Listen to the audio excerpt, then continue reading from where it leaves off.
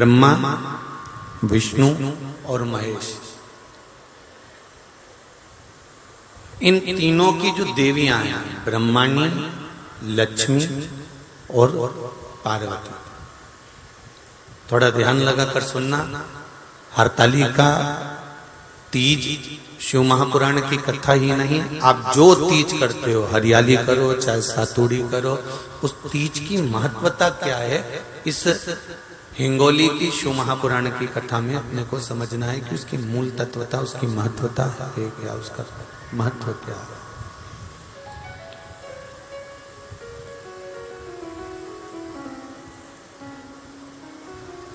भगवान ब्रह्मा, भगवान विष्णु और भगवान शिव,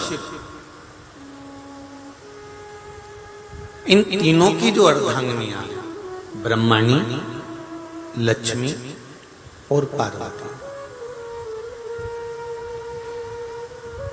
इन तीनों ने तप कर कर, साधना कर कर ब्रह्मदेव को, भगवान विष्णु को और भगवान शंकर को प्राप्त किया।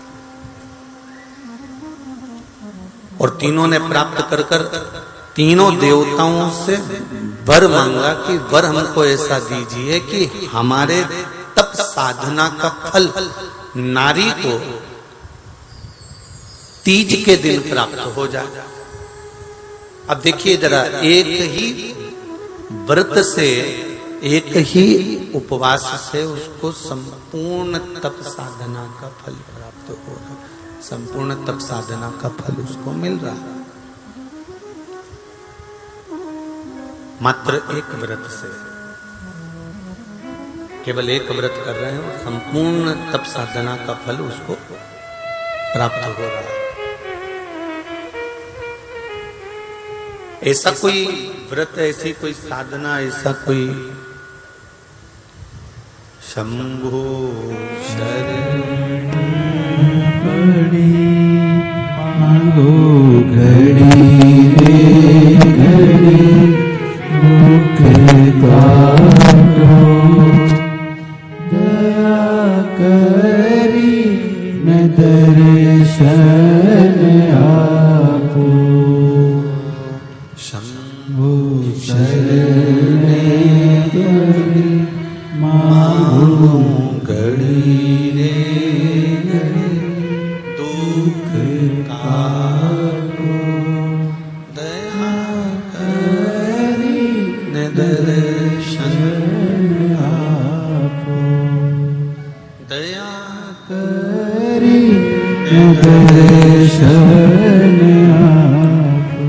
तो ब्रह्माणी ने ब्रह्मदेव से मांगा, लक्ष्मी जी ने भगवान विष्णु से मांगा, पार्वती जी ने भगवान शिव से मांगा कि ऐसा वर दे दीजिए जिस वर से एक ही व्रत करने से संपूर्ण फल की प्राप्ति हो जाए, संपूर्ण फल मिल जाए। ऐसा एक व्रत का फल दे दीजिए, मात्र एक व्रत का। अब देखिए, हरियाली तीज करने वाली माताएं थोड़ा ध्यान से सुनना।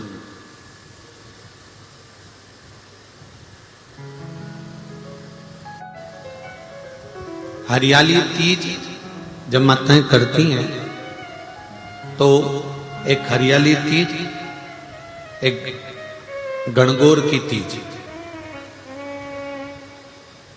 ये दो तीज के व्रत ऐसे होते हैं जिसमें जब माताएं करती हैं तो उस समय पर उमा, ब्रह्माणी और लक्ष्मी, इन तीनों की आराधना का फल उसको केवल एक व्रत से प्राप्त हो जाता। अब देखिए दूसरा, सातुड़ी तीज।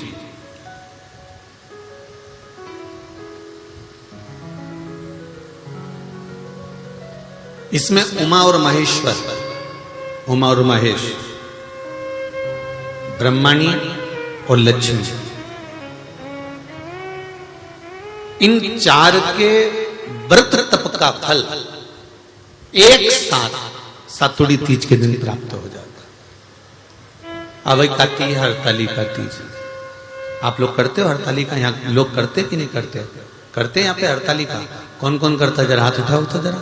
अरे सभी करते, रखो रखो, बहुत बढ़िया, बहुत अच्छी बात। एक आती है हरतालिका तीज। इस तीज का व्रत माता पार्वती बेल वृक्ष के आनंद के साथ में फुलेरा बनाकर करती है, और जिसमें इस हरतालिका में माता पार्वती जी के जितने जन्म पहले हुए हैं, माता पार्वती का जन्म तो 52वें नंबर का, 52 नंबर पे माता पार्वती का जन्म है। इससे पहले तो माता के 51 जन्म पहले हो चुके हैं, 51 जन्म माता पार्वती का पहले हो चुके हैं। तो वो जितने जन्म माता पार्वती पूर्व में ले चुकी हैं, ब्रह्माणी जितनी बार ब्रह्मदेव के साथ में विराजमान हो चुकी हैं, इंद्राणी जितनी बार इंद्र के साथ विराजमान हो चुकी हैं, और लक्ष्मी चाहे वो राधा के रूप में हो, चाहे वो रुक्मणी के रूप में हो, चाहे वो सतभामा के रूप में हो, चाहे वो यमुना के रूप में हो, चाहे वो गंगा के रूप में हो, जितनी बार माता लक्ष्मी ने रूप धारण करे हैं वो सब रूप में, और माता पार्वती अपने सारे रूप में, ब्रह्माणी अपने सारे रूप में, लक्ष्मी अपने सारे रूप में इस हड़तालिका तीज के व्रत को करने के लिए आतुर रहती हैं। और इस व्रत को कर कर एक दिन में ही संपूर्ण विश्व का जितना तप है, साधना है, उपवास है, सबका फल एक साथ एकत्रित कर लेती हैं केवल एक व्रत में, हड़तालिका तीज। अब एक बात ध्यान से सुनिएगा, सारे व्रत आपका अगर स्वास्थ्य खराब हो गया तो आप व्रत छोड़ सकते हो। जितने भी व्रत आप लोग कर रहे हैं पूर्व के, सोमवार, मंगलवार, एकादशी, छठ, पंचमी, चतुर्थी, अगर आपका स्वास्थ्य खराब है तो आप उस व्रत को छोड़ सकते हो, सारे व्रत को छोड़ सकते हो। पर तीज का जो व्रत होता है, हरतालिका जो व्रत होता है, ये व्रत एक बार लेने के बाद जब प्राण छूटते हैं तभी ये व्रत समाप्त होता है, अन्यथा बीच में ये व्रत समाप्त नहीं।